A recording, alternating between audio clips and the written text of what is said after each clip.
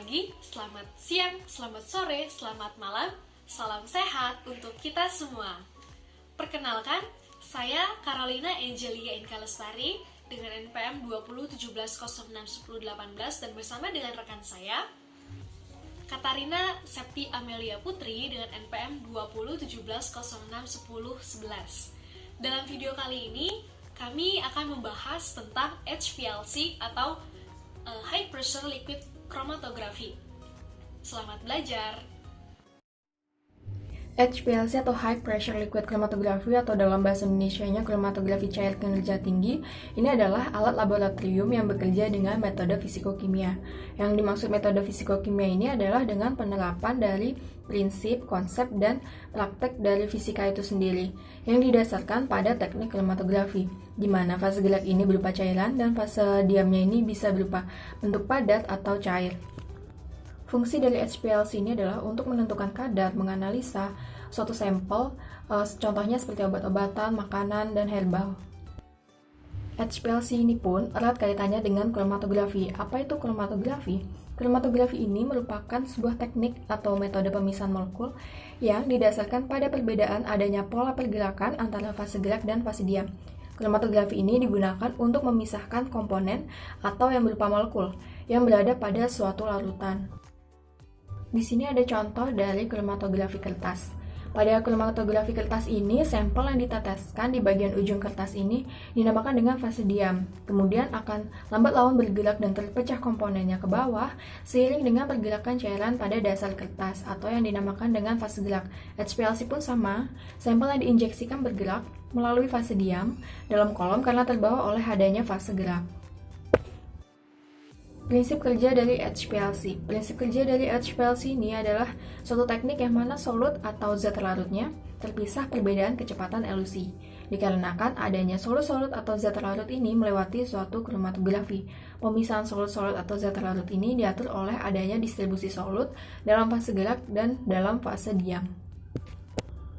HPLC ini menggunakan tekanan yang sangat tinggi, terutama pada pompa dalam instrumen HPLC itu sendiri. Prinsip dasar HPLC. Prinsip HPLC ini menggunakan prinsip kromatografi untuk mengukur sampel.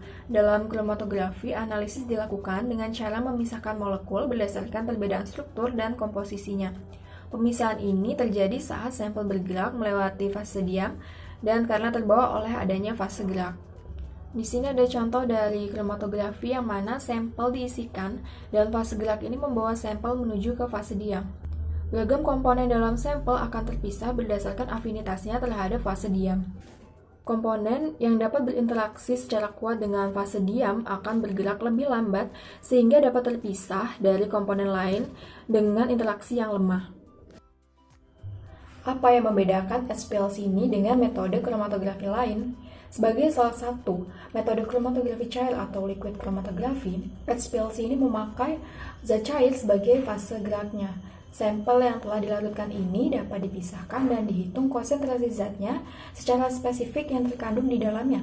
Sebagai contoh, kandungan kafein dalam sampel minuman itu dapat diukur dengan HPLC berdasarkan afinitas kafein terhadap fase diam pada kolom yang digunakan. Di sini ada contoh dari diagram HPLC, yang mana diagram ini menunjukkan komponen utama yang terdapat pada HPLC. Larutan sampel diinjeksikan melalui injektor pada nomor 3 dan terbawa oleh fase gerak pada nomor 1, kemudian melewati fase diam pada kolom nomor 5, kemudian hasilnya dibaca oleh detektor pada nomor 6, dan ditampilkan pada pengolah data nomor 7 sebagai kromatogram. Berbeda dengan kromatografi kolom tradisional lain yang memanfaatkan gravitasi agar fase gerak ini dapat melalui fase diam. HPLC menggunakan pompa yang bertekanan tinggi di nomor 2 ini untuk mengalirkan fase gerak menuju kolom pada fase diam. Metode HPLC dapat digunakan untuk analisa kuantitatif dan sekaligus dapat untuk digunakan sebagai analisa kualitatif. Analisa kualitatif di sini itu untuk menentukan jenis komponen dalam suatu sampel dengan membandingkan kromatogram sampel dengan kromatogram baku pembanding berdasarkan waktu retensinya. Sedangkan analisa kuantitatif ini untuk menentukan kadar suatu target dalam sampel kurva dengan perbandingan luas area atau tinggi puncak atau peak dari kromatogram sampel terhadap standar. Untuk persamaan kuantitatif kita dapat menggunakan rumus CX sama dengan AX dibagi AP dikali X kali CP.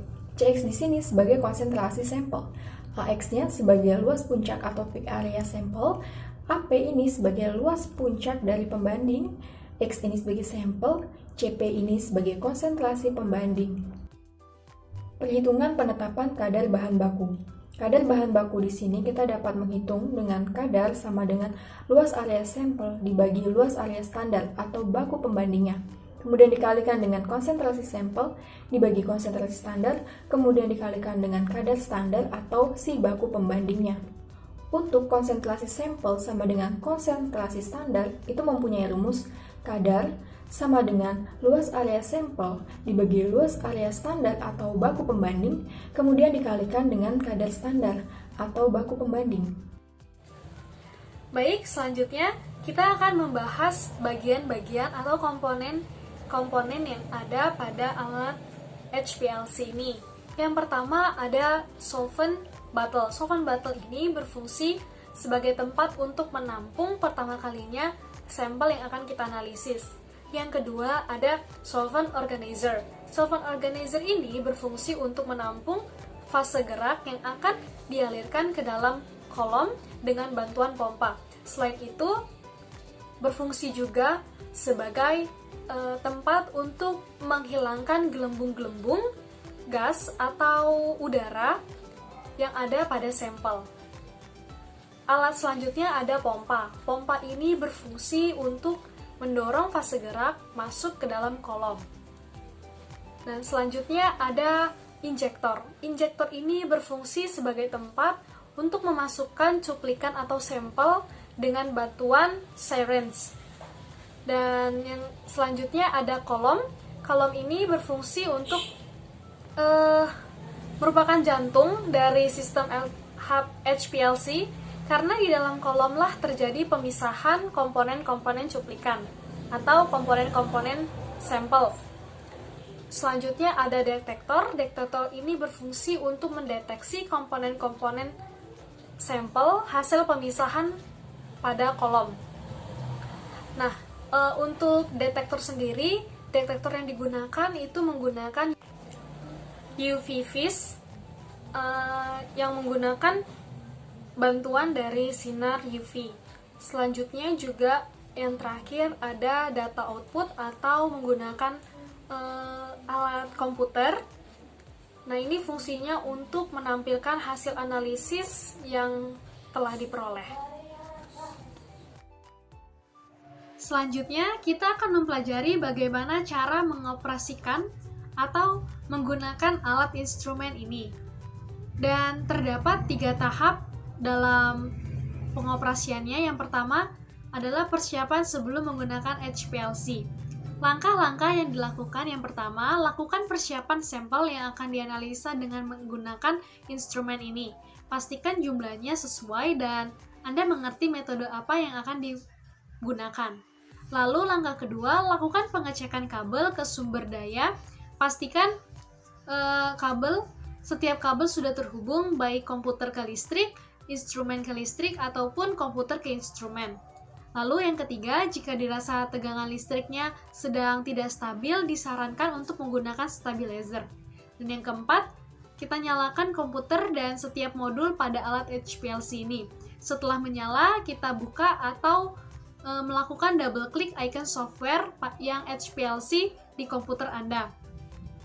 Lakukan pengecekan sederhana apakah instrumen dan komputer sudah saling terhubung dan bisa berkomunikasi.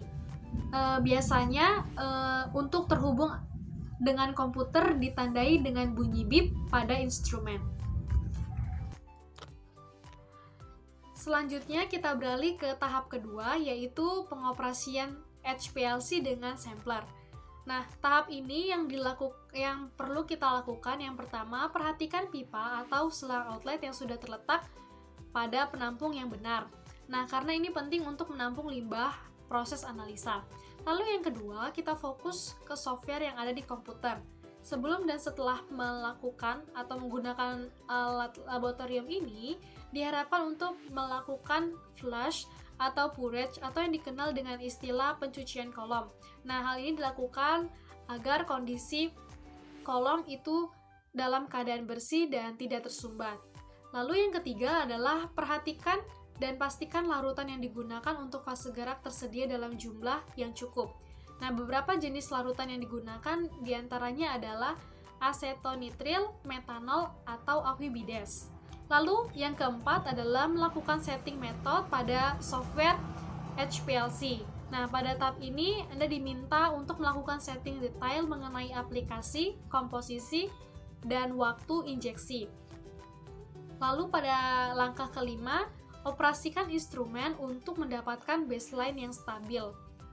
Langkah keenam, pastikan tidak terdapat gelembung pada cairan fase gerak. Salah satu hal yang membuat baseline menjadi tidak stabil adalah adanya gelembung. Lalu, yang langkah ketujuh, setelah baseline didapat, Anda bisa mulai memasukkan sampel dengan cara injeksi manual, yaitu menyuntik, atau dengan auto sampler. Itu tergantung konfigurasi dari alat Anda. Nah, untuk kelebihan menggunakan auto sampler tentunya itu lebih otomatis dan juga lebih presisi. Lalu langkah ke-8, detektor akan menangkap data dari sampel dan menampilkannya di software. Pada beberapa kasus mungkin akan menemukan puncak ganda dan belum langsung menemukan puncak tunggal pada kromatogram. Lakukan optimal jika diperlukan. Lalu yang langkah ke-9 adalah save dan print hasil pengukuran. Selanjutnya, kita beralih ke langkah ketiga atau langkah terakhir, yaitu adalah tahap setelah penggunaan HPLC ini.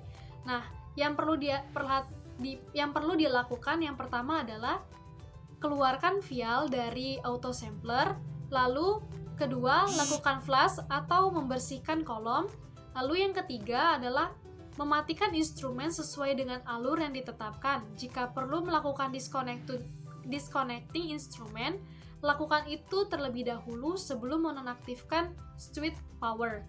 Lalu, yang keempat, matikan komputer dan cabut sumber daya jika tidak digunakan dalam waktu yang lama. Dan yang terakhir adalah tutup HPLC dengan cover atau case lainnya untuk mencegah debu dan kotoran menempel. Berikut ini adalah contoh dari kromatogram yang merupakan hasil analisa suatu sampel pada alat HPLC.